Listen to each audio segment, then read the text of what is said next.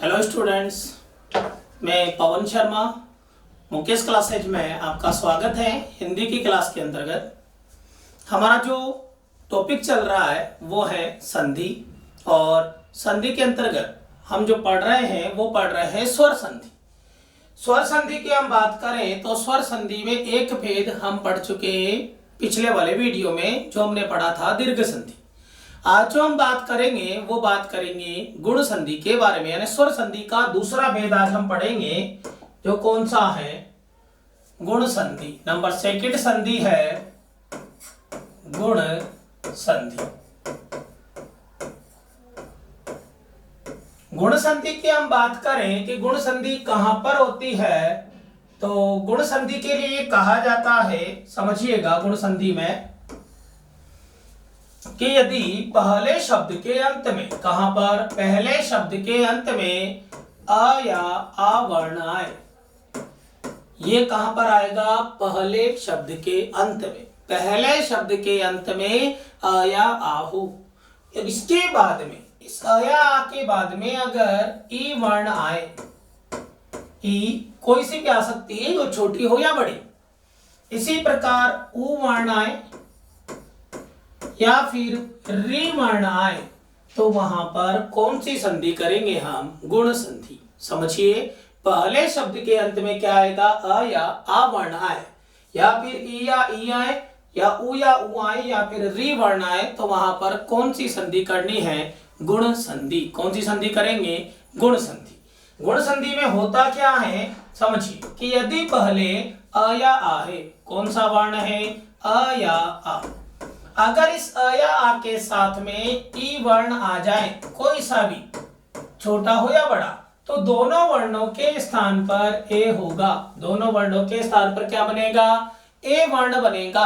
समझिए, पहले अ या आएगा, फिर उसके बाद में कौन सा वर्ण आएगा, ई आ गया, तो दोनों का क्या बनाना है, ए बनाना है। इसी प्रकार अगर अ या आ के बाद में ओ वर्ण आ जाए, तो दोनों का क्या बनाओ, ओ बनाओ। इसी प्रकार अ या आ के बाद में अगर री वर्ण आ जाए, तो दोनों वर्णों के स्थान पर क्या करना है, अर करना है। समझिए इसको, अ या आ के बाद में ई वर्ण आ जाए, तो दोनों के स्थान पर क्या करेंगे, ए करेंगे। इसी प्रकार अ या आ के बाद में अगर उ वर्ण आ जाए, तो दोनों का क्या करो, ओ करो। इसी प्रकार अ या आ के बाद में री वर्ण आए, तो दोनों वर्णों के स्थान पर क्या करेंगे, अर आदेश करते हैं।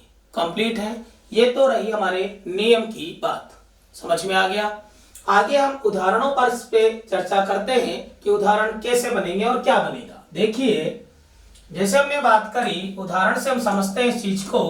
हमने लिखा नर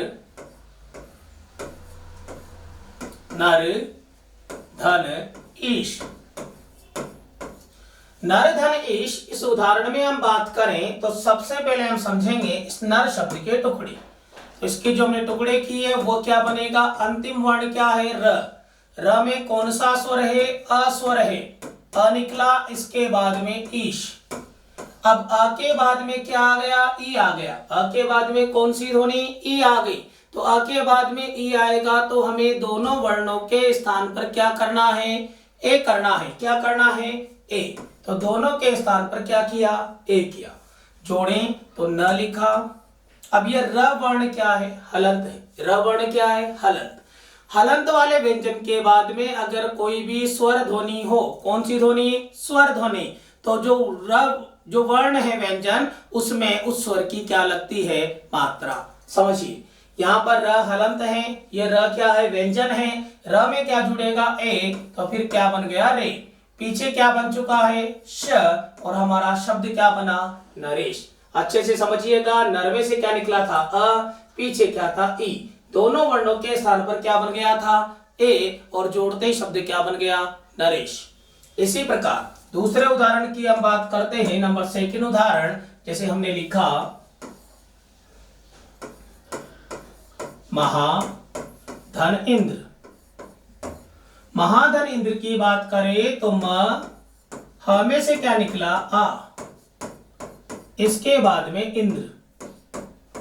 अब आ के बाद में क्या आ गया, ई, दोनों वर्णों के स्थान पर क्या बनेगा ए। जोड़ेंगे तो म ह में किसकी मात्रा ए की मात्रा, तो फिर क्या बना महे। पीछे क्या है नद्र, ऐसा का ऐसा, शब्द क्या बन गया महेंद्र। तो महाधन इंद्र से क्या बना महेंद्र शब्द बना। इसी प्रकार अगला उदाहरण है नंबर 3।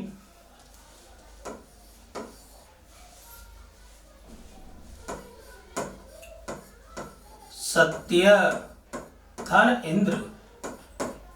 सत्य धन इंद्र, यहां पर हम बात करें तो सत्य में से य को किया हलंत, य में से क्या निकला अ, इसके बाद में इंद्र। अब आ के बाद में ई, दोनों का क्या बना ए। जोड़ते ही शब्द क्या बन गया, य में किसकी मात्रा ए की मात्रा, पीछे बन गया नद्र, शब्द क्या बना सत्येंद्र। इसी प्रकार उदाहरण है, उदाहरण हमने लिखा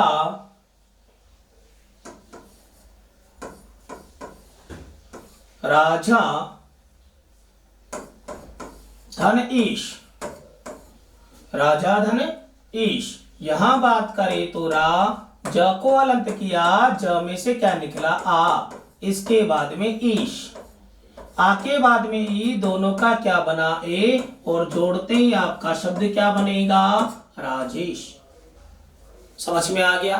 ये जितने भी उदाहरण हमने देखे हैं ये किसके हैं ई के हैं। किसके हैं ई के, यानी अ आ के बाद में क्या आ रहा है ई आ रहा है, तो फिर दोनों वर्णों के स्थान पर क्या बन गया ए। आगे हम बात करते हैं अगले उदाहरणों की। हमने उदाहरण लिखा है, एक सिंपल सा उदाहरण है, पर धन उपकार। पहला उदाहरण तो ये बनाइए बच्चों फटाफट। पर प्लस उपकार क्या बनेगा, इसको समझने के लिए देखिए पहले। प लिखा, र में से क्या बने निकलेगा अ, इसके बाद में उपकार। अब आ के बाद में क्या आ गया उ, दोनों का क्या बनेगा ओ। जोड़ेंगे तो प र में ओ की मात्रा रो, और फिर क्या बन गया परोपकार। कौन सा शब्द बना परोपकार। पर धन उपकार से क्या बन गया परोपकार शब्द बना है। परोपकार शब्द में कौन सी संधि है गुण संधि है। कौन सी संधि है गुण संधि। आगे हम बात करें अगले उदाहरण की, तो हमने लिखा सूर्य धन उदय। यहां बात करें तो सूर्य में से य को क्या करेंगे हलन, य में से क्या निकला अ, इसके बाद में क्या है उदय, तो आ के बाद में उ, दोनों का क्या बना ओ, और जोड़ते ही शब्द क्या बन गया सूर्योदय। क्या बनेगा सूर्योदय। इसी प्रकार उदाहरण हम देखते हैं अगला। हमने अगला उदाहरण लिखा गंगा धन उर्मी। यहां बात करें तो गंगा ग को किया हलन, क्या निकला आ, इसके बाद में उर्मी, दोनों वर्णों के स्थान पर क्या बनेगा ओ। जोड़ेंगे तो ग, इस ग में किसकी मात्रा ओ की मात्रा, और हमारा क्या शब्द बना गंगोर्मी। कौन सा शब्द बना गंगोर्मी। इसी प्रकार नंबर 4 पर हम बात करें हित धन उपदेश। हित धन उपदेश, यहां बात करें तो ही त को किया हलन, त में से क्या निकलेगा अ, इसके बाद में क्या है उपदेश। अब आ के बाद में कौन सा वर्ण ओ वर्ण, दोनों के स्थान पर क्या बनेगा ओ वर्ण, और जोड़ेंगे तो ही और त में ओ की मात्रा, पीछे पदेश, शब्द क्या बन गया हितोपदेश। ये ऊ के उदाहरण अच्छे से समझिएगा। आ के बाद में ऊ था, दोनों का क्या बना ओ। यहाँ आ के बाद में ऊ था, दोनों का क्या बना ओ। तो यहाँ पर प्लस उपकार से क्या बन गया परोपकार। इसी प्रकार सूर्य प्लस उदय से क्या बन गया सूर्योदय। गंगा प्लस उर्मी से क्या बना गंगोर्मी, और हित प्लस उपदेश से क्या बना है हितोपदेश। ये हमने उदाहरण किसके देखे ऊ के उदाहरण देखे। अब हम आगे बात करते हैं री के उदाहरणों की। तो री के उदाहरणों में हम बात करें, जैसे मैंने उदाहरण लिखा,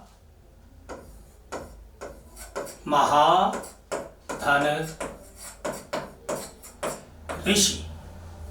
महाधन ऋषि की हम बात करें तो महाधन ऋषि में म लिखा, ह को हलंत किया तो ह में से क्या निकलेगा? आ। इसके बाद में ऋषि।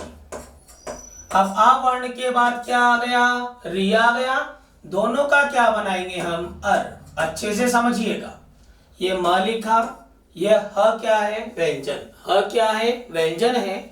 इसके बाद में क्या आ रहा है? अ, और अ एक क्या है? स्वर है। अ क्या है? एक स्वर है। तो ये ह में क्या जुड़ेगा? अ, तो ये ह क्या हो जाएगा? पूरा। यहां पर क्या बचा हुआ है? आधा र। इस चीज को समझिए, अगर आधे र के बाद में कोई भी स्वर वर्ण होता तो ये र क्या हो जाता? पूरा। लेकिन यहां पर देखिए, इस आधे र के बाद में आ रहा है शी। अब शी का मतलब क्या होता है? शी में से क्या आएगा? पहले ई है कि पहले श है? तो पहले क्या है? श है। स्वर हमेशा कहां आता है? बाद में। तो यहां पर श एक क्या है? व्यंजन है। इस कारण ये जो र है, हलंत वाला र, ये कहां जाएगा? शी के ऊपर।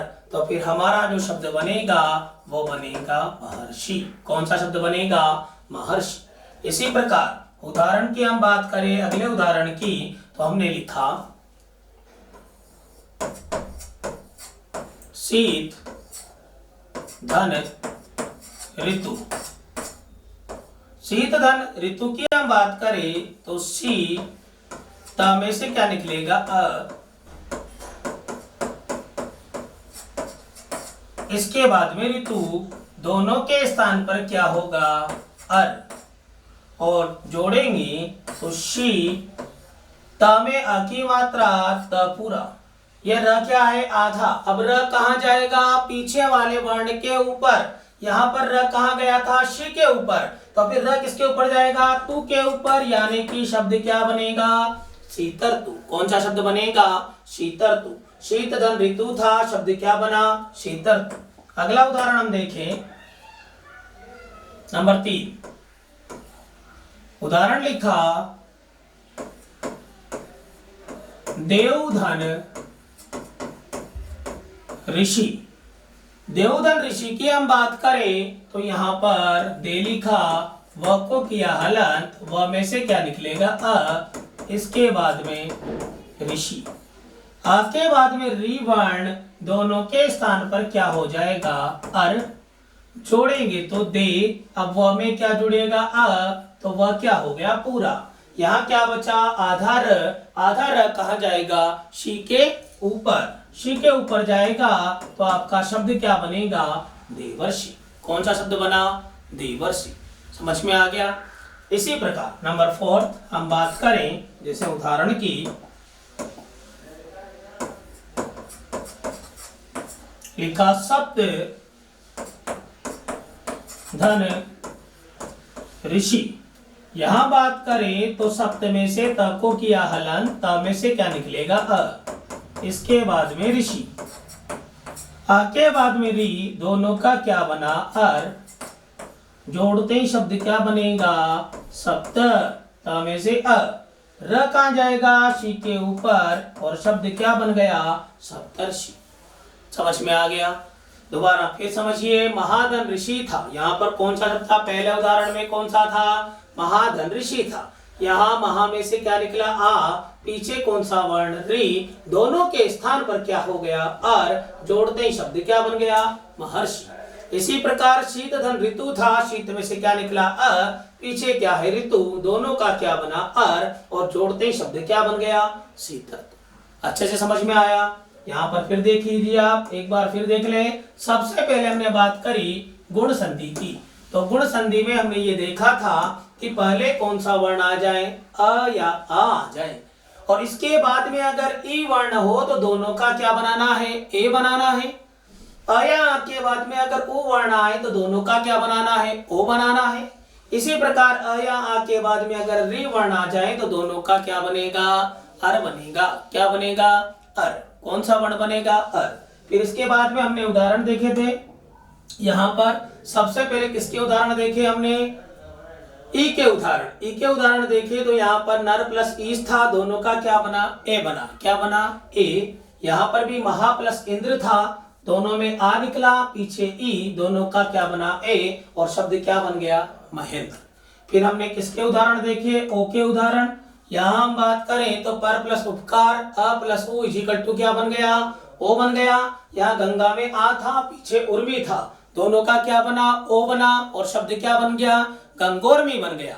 यानी कि यहाँ पर अ या आ के बाद में अगर उ आ रहा था तो हमने क्या बनाया था, ओ बनाया था।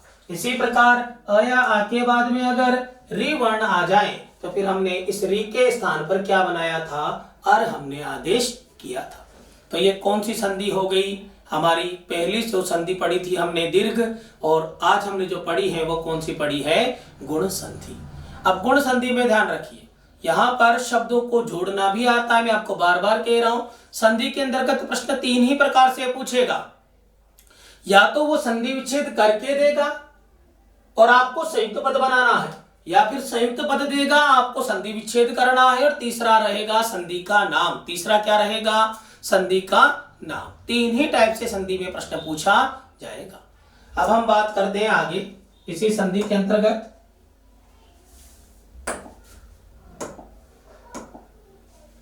यहां बात करें हम, जो गुण संधि आती है, गुण संधि में अपवाद, अच्छे से समझिएगा अपवादों को। ये अपवाद क्या होते हैं बच्चों, पहली बात तो मैं अपवाद की अगर बात करूं तो ऐसा कहा जाता है कि ऐसे उदाहरण जो नियम की पालना नहीं करते, यानी नियम का जहां पर खंडन होता है, उन उदाहरणों को कहा जाता है अपवाद। जो नियम की पालना नहीं करते उन्हें ही क्या कहा जाता है, अपवाद कहा जाता है। देखिए आप अपवाद यहां पर कौन कौन से अपवाद हैं। पहला, स्व धन इर, स्वधन इर, अच्छे से समझना अपवादों को। तो स्वधन इर की हम बात करें तो हमारे नियम अनुसार व को किया हलंत, व में से क्या निकला, अ, इसके बाद में इर। अब अ वर्ण के बाद में ई वर्ण आ गया। हमारा गुण संधि का जो नियम है वो ये कहता है कि अ के बाद में ई हो तो दोनों का ए बना दो, दोनों का क्या बना दो, ए। हमने बनाया ए, और आपका जो शब्द बना वो बना स्वेर। समझ में आ गया। लेकिन ये क्या है, ये एक अपवाद है। क्या है, ये अपवाद है। तो अ के बाद में ई आने के बावजूद यहाँ पर ए नहीं बनेगा, यहाँ पर बनेगा आई। समझना अच्छे से, आई बनेगा तो यहाँ कितनी मात्रा हो गई, डबल मात्रा हो गई। आपका जो शब्द था वो क्या बन चुका है, स्वेर। क्या बन चुका है, स्वेर बन चुका है। स्वधन इर अगर आ जाए तो आपको क्या बनाना है, स्वेर शब्द बनाना है। अच्छे से समझ लेना इस बात को। कौन सा शब्द बनाएंगे, स्वेर बनाएंगे। इसी प्रकार दूसरा उदाहरण, दूसरा उदाहरण है स्व धन इरिणी। स्वधन इरिणी की बात करें तो स व में से क्या निकलेगा, अ, इसके बाद में इरिणी। अब अ के बाद में क्या आ गया, ई। दोनों का नियम अनुसार तो ए बनना चाहिए था, लेकिन ए नहीं बनेगा, यहां बनेगा आई, और हमारा जो शब्द बनेगा वो बनेगा स्वेरिणी। ध्यान रखना शब्द स्वेरिणी। कौन सा शब्द बनेगा, स्वेरिणी। तो स्वधन इर से क्या बनेगा, स्वेर, और स्वधन इरिणी से शब्द क्या बन जाएगा, स्वेरिणी। समझ में आ गया। इसी प्रकार अगला उदाहरण हम देखें। अगले उदाहरण की हम बात करें तो हमने लिखा प्रधन ऊह। प्रधन ऊह, यहां हम बात करें तो प्र में से क्या निकलेगा, अ, इसके बाद में क्या है, ऊह। अब आ के बाद में क्या आ गया, ऊ आ गया। दोनों का बनना चाहिए था नियम अनुसार ओ, लेकिन ये अपवाद है इसलिए ओ नहीं बनेगा। क्या बनेगा, यहां पर बनेगा औ। क्या बनेगा, औ, और हमारा जो शब्द बनेगा वह बनेगा प्रोह। क्या बनेगा, प्रोह। इसी प्रकार अगला उदाहरण, उदाहरण संख्या 4। धन ऊड, प्रधन ऊड। यहां बात करें तो प्र में से क्या निकलेगा? अ, इसके बाद में ऊड। यहां बात करें तो आ के बाद में ऊ, दोनों का क्या बनेगा? ओ बनना चाहिए, ओ बनना चाहिए, लेकिन ओ नहीं बनेगा। क्या है ये? अपवाद है, तो यहां औ बनेगा और आपका जो शब्द है वह बनेगा प्रोड। कौन सा शब्द बना? प्रोड शब्द बना। या समझना सब। अब अपवाद में होता क्या है कि अपवाद में आपको एज इट इज ऐसा का ऐसा याद रखना है कि स्वधन ईर आएगा तो फिर आपको गुण संधि नहीं करनी, हमें क्या बनाना है? स्वेर। स्वधन ईरिणी आया तो हमें क्या बनाना है? स्वेरिणी। इसी प्रकार प्रधन ऊह आया तो हमें क्या बनाना है? प्रोह बनाना है। कौन सा बनाना है? प्रोह। और प्रधन ऊड आया तो हमें क्या बनाना है? प्रोड बनाना है। कंप्लीट है। इनका संधि विच्छेद पूछ ले। संधि विच्छेद कैसे? कि स्वेर का संधि विच्छेद क्या होगा? तो स्वधन ईर होगा। स्वेरिणी का संधि विच्छेद पूछ ले तो स्वधन ईरिणी होगा। प्रोह का संधि विच्छेद पूछे तो प्रधन ऊह होगा, और प्रोड का संधि विच्छेद पूछे तो प्रधन ऊड होगा। दोनों चीज समझ में आ गई। अब तीसरा प्रश्न, सर इसमें अगर संधि पूछ ले कि संधि का नाम क्या है, अब ये अपवाद है चारों, तो फिर इन चारों अपवादों में संधि का नाम क्या है? गुण संधि लिखे, कौन सी संधि लिखे? तो ध्यान देना बच्चों, इन सभी उदाहरणों में संधि का नाम वृद्धि संधि है। कौन सी संधि है? वृद्धि। इसको लिख भी ले, ध्यान रखें आप। स्वेर शब्द में अगर संधि का नाम पूछे तो संधि कौन सी है? वृद्धि। स्वेरिणी में अगर कोई संधि पूछे तो कौन सी है? वृद्धि। और प्रोह में भी कौन सी संधि है?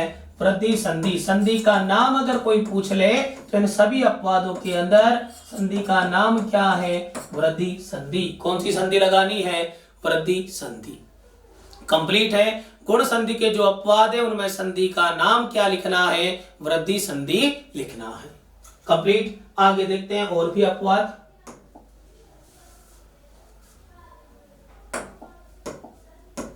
यहां पर है अपवाद जो हमारे चल रहे हैं। नंबर 5, पांचवा जो अपवाद है वो देखिएगा आप। यहां पर शब्द लिखा अक्ष धन उहिनी। अक्ष धन उहिनी। यहां पर हम बात करें शब्दों की तो अक्ष शब्द जो है इसके टुकड़े किए, इसमें से क्या निकलेगा? अ, इसके बाद में उहिनी। अब आ के बाद में क्या आ गया? उ वर्ण आ गया। आ के बाद में कौन सा वर्ण आया? उ। अब आ के बाद में उ वर्ण आ गया तो दोनों का क्या बनता है? ओ बनता है। लेकिन अपवाद में क्या बनता है? औ बनता है। अपवाद में क्या बनता है? औ बनता है। तो फिर हमारा जो शब्द है वो क्या बनेगा? अच्छे से समझना उदाहरण। अक्षोहिनी बनना चाहिए, यही बनना चाहिए। अक्ष प्लस उहिनी, श में से क्या निकला? अ, पीछे क्या है? उ। दोनों का क्या बनेगा? औ। और हमारा शब्द हो गया अक्षोहिनी। लेकिन यहां पर एक चीज समझिएगा, ये नहीं बनेगा। समझिए, यहां पर ये जो न है इसका भी अणा बनता है और शब्द बनता है अक्षोहिणी। इस बात को समझना। अक्षधन उइनी था, उसका जो शब्द बनेगा वो क्या बनेगा? अक्षोहिणी। अब आपके मन में प्रश्न होगा कि सर ये तो अपवाद है, अ के बाद में उ, दोनों का हमने क्या कर दिया? औ, और यहां पर अपवाद के कारण अक्षोहिणी कौन है?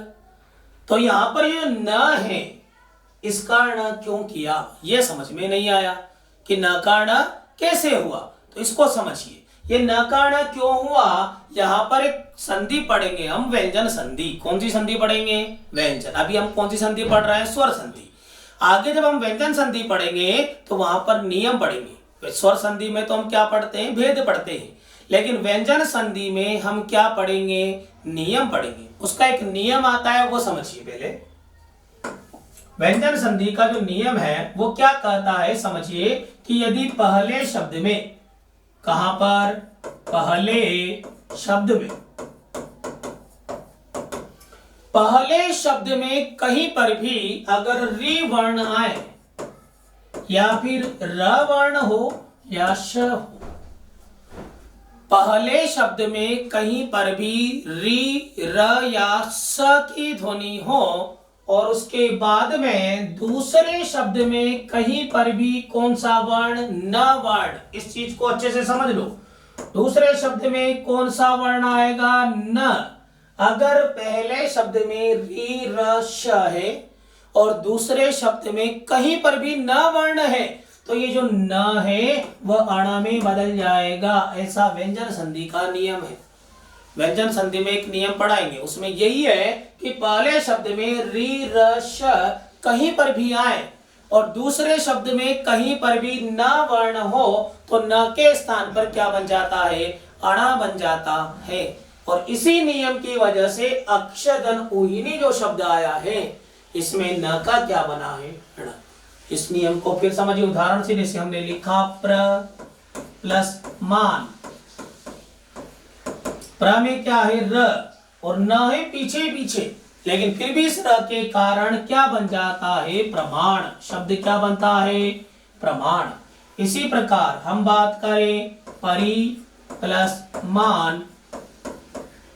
परि में क्या है, र, पीछे क्या है, न, तो फिर ये जो न है वो इस र के कारण ण में बदलेगा और शब्द बनेगा परिमाण। कौन सा बनेगा, परिमाण। इसी प्रकार हम अगले उदाहरण की अगर यहाँ बात करें तो हम लिखते हैं कृष्ण धन न, ष षटकोण आने के कारण ये जो न है वह किस में बदल जाता है, ण में, और शब्द क्या बनता है, कृष्ण। तो पहले शब्द में आपको ढूंढना क्या है, री र श। इन तीन ध्वनियों में से कोई भी ध्वनि हो और दूसरे शब्द में कहीं पर भी न वर्ण आए तो फिर न का क्या बन जाता है, अण। अब यहाँ इस उदाहरण में देखो कि पहले क्या आ रहा है, पहले आपका जो शब्द आ रहा है वो कौन सा है, अक्ष। उसके बाद में उहिनी, दूसरा शब्द कौन सा है, उहिनी। अब यहां हम बात करें अक्षधन उहिनी में तो यहां पर अक्ष के बाद में कौन सा शब्द, उहिनी शब्द आ रहा है। तो यहां पर जो ये श है इसमें इसको ध्यान रखिए, ये एक संयुक्ताक्षर है, मैंने आपको बताया था। अब संयुक्ताक्षर जो है श वर्ण वाला, वर्ण विचार जो हमारा टॉपिक उसमें पढ़ा है संयुक्ताक्षर, 4 संयुक्ताक्षर है।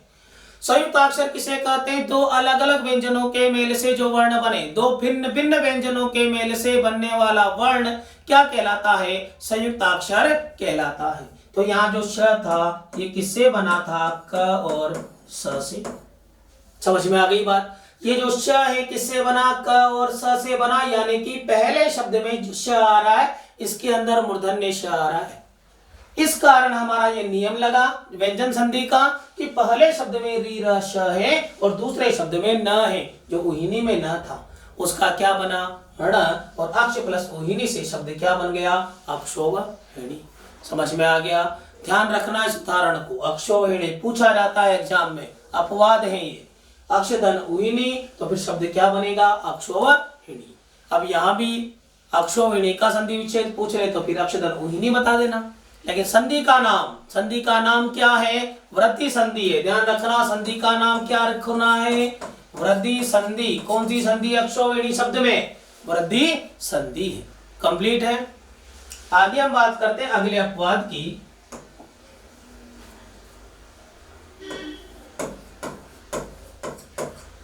गुण संधि में अगला अपवाद है नंबर 6।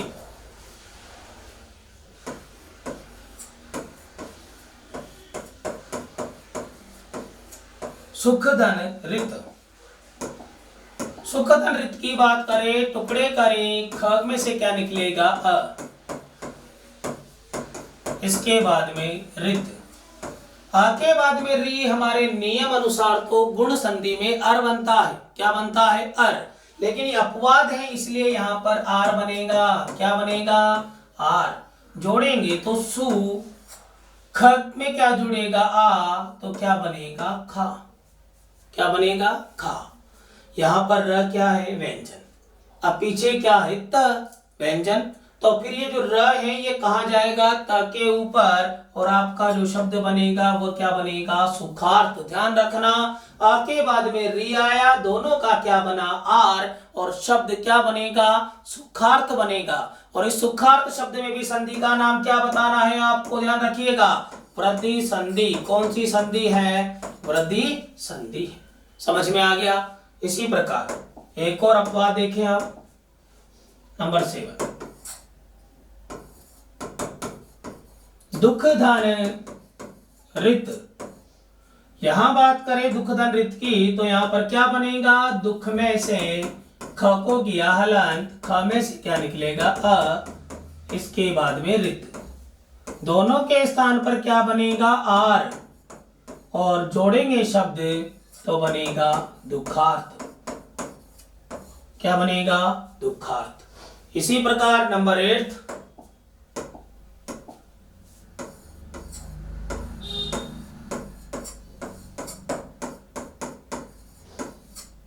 परम प्लस रित। यहां बात करें, परम में से क्या निकला, अ, इसके बाद में रित। अब आके बाद में क्या आ चुका है, री, दोनों का क्या बनेगा, अपवाद है तो आर, और आर के स्थान पर क्या होगा, देखिए दोनों वर्णों के स्थान पर क्या हो चुका है, आर हो चुका है, और शब्द बनेगा परमार्थ।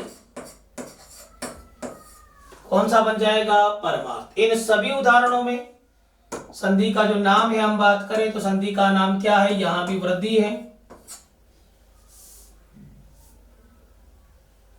यहां भी हम संधि की बात करें तो संधि कौन सी है, वृद्धि संधि। कौन सी संधि है, वृद्धि संधि। देखें साहब, दुखार्थ में संधि का नाम कोई पूछे तो कौन सी बतानी है, वृद्धि। परमार्थ में संधि कौन सी बतानी है, वृद्धि। और सुख प्लस रित में भी कौन सी संधि है, वृद्धि संधि। तो ये हमने 8 अपवाद पढ़े हैं। कितने अपवाद, 8। दोबारा फिर देख लेना अपवादों को, कौन कौन से अपवाद हमने पढ़े। यहां पर यहां बात करें तो सबसे पहले कौन सा देखा था, सबसे पहले जो अपवाद हमने देखे वो देखे स्व प्लस इर। कौन सा देखा, स्व प्लस इर, क्या बना, स्वेर, जिसमें भी वृद्धि संधि। जितने भी अपवाद हमने पढ़े, यानी कि गुण संधि के जितने भी अपवाद है उन सब में संधि का नाम तो वृद्धि है, ये बात ध्यान रखना। स्व प्लस इर देखा, क्या बना, स्वेर बना। प्र प्लस ऊ से क्या बना, प्रोह बना। स्वधन इरिणी से क्या बना, स्वेरिणी। प्रधन ऊढ़ से क्या बना, प्रौढ़। इसी प्रकार आगे हमने देखा अक्ष धन उहिनी, बहुत इंपॉर्टेंट है, ध्यान रखिएगा इसको। अक्ष प्लस उहिनी क्या बनता है, अक्षो व हिणी बनता है। न कारण क्यों किया, व्यंजन संधि के नियम से किया। व्यंजन संधि का नियम क्या कहता है, पहले री र श हो, बाद में न वर्ण हो तो फिर न किसे बदलेगा, ण में बदलेगा। इसी प्रकार अक्षधन उहिनी के बाद में अगला जो हमने देखा वो कौन सा देखा, सुखधन रितः। यहाँ पर आर बनाया है, ध्यान रखना आर नहीं बना, वृद्धि संधि में आर बनता है तो फिर हमने क्या बनाया, आर बनाया। कंप्लीट है। तो ये कौन सी संधि पढ़ी हमने, गुण संधि। कौन सी संधि हो गई आज हमारे, गुण संधि। गुण संधि के जितने भी अपवाद थे वो भी हमने देख लिए, उदाहरण भी हम देख चुके हैं। तो आज के लिए इतना ही, धन्यवाद। ये हमने कौन सी संधि पढ़ ली है, गुण संधि। अपना जो भी हमारे प्रश्न से संबंधित, अगर संधि से संबंधित कोई भी प्रश्न है तो आप कमेंट बॉक्स में जरूर लिखें। जो भी आपकी कहीं से कोई भी उदाहरण अगर आपको समझ में नहीं आ रहा है तो आप उसका कमेंट बॉक्स में जरूर लिख के बताएं, और वीडियो को लाइक और शेयर करना ना भूलें। धन्यवाद।